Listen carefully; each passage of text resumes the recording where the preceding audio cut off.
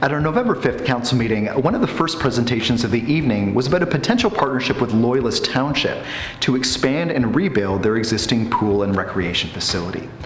Now, there are currently hundreds of Kingston residents that already use the W.J. Henderson Rec Facility in Amherstview. But now Loyalist Township is applying to upper levels of government for funding towards a $43 million rebuild and expansion of the facility. Now, last night, Council approved a $1.5 million contribution to this project in exchange for having Kingston residents have equal access to programs and the same fees as residents of Loyalist Township. With the recent closure of the YMCA West facility, Council agreed that this could be a good alternative option, particularly for residents in the west end of the city. Last night, Council also had an extended discussion and question period with staff about the upcoming removal of parking on the Ring Road in City Park, next door to Kingston General Hospital.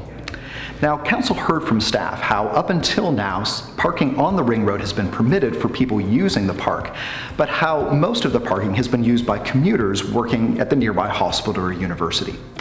Council also heard how to offset the loss of parking on the Ring Road, staff will be adding a number of on-street parking spaces around the perimeter of the park, as well as additional discounted parking options for patients using the cancer center. Now, because of the overuse of parking, the Ring Road has been heavily damaged, so staff will be working to repair the Ring Road and make it accessible for pedestrians, cyclists, and other users of the park moving forward. Finally, last night, Council passed a motion to establish a green fund that will allow Kingstonians to make donations to local projects and to purchase local carbon offsets.